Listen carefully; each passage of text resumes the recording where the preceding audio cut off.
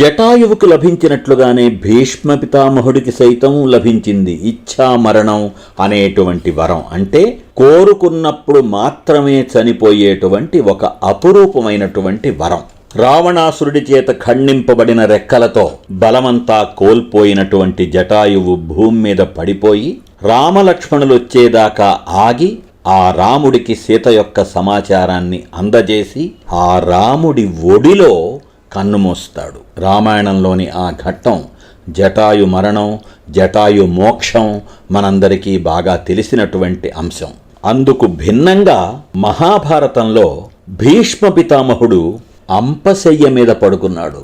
జటాయువు తన మరణ సమయంలో శ్రీరాముడి ఒడిలోనే చిరునవ్వులు చిందిస్తూ పడుకుంటే అప్పుడు రామచంద్రమూర్తి బాధపడుతూ విలపిస్తుంటే ఇక్కడేమో అందుకు భిన్నంగా అంపశయ్య మీద పడుకున్నటువంటి భీష్మ పితామహుడు ఏడుస్తూ ఉంటే, కన్నీరు కారుస్తూ ఉంటే చిరునవ్వులు చిందిస్తూ ఉండసాగాడు శ్రీకృష్ణ పరమాత్మ.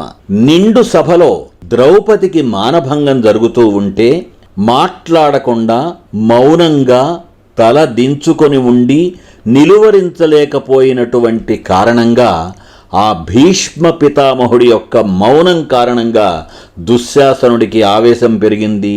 దుర్యోధనుడి దుశ్చర్యలకి హద్దు ఆపు లేకుండా పోయింది. ఫలితమే ప్రభువు ఒడిలోకి చేరి ప్రాణాలు కోల్పోవడం అనేటువంటి మహాభాగ్యాన్ని పొందినటువంటి జటాయువుకి భిన్నంగా, అందుకు పూర్తిగా విరుద్ధంగా ఇచ్ఛామరణం అంటే కోరుకున్నప్పుడే చనిపోవడం అనేటువంటి వరం ఉండి కూడా చనిపోయేదాకా బాణాల పానుపు అంపశయ్య మీదే ఉండిపోయాడు అంత గొప్ప భీష్మ పితామహుడు. ద్రౌపది రూపంలో ఓ స్త్రీ ఏడుస్తూ ఉన్నా, అరుస్తూ ఉన్నా, ఆర్తనాదాలు చేస్తూ ఉన్నా, పాహిమాం పాహిమాం అని వేడుకుంటూ ఉన్నా భీష్మ పితామహుడు తల వంచుకొని ఉన్నాడే, ఆ స్త్రీని రక్షించడానికి ప్రయత్నం కూడా చేయలేదే. అందుకే ఆయనకి బాణాల అంపశయ్య దొరికింది.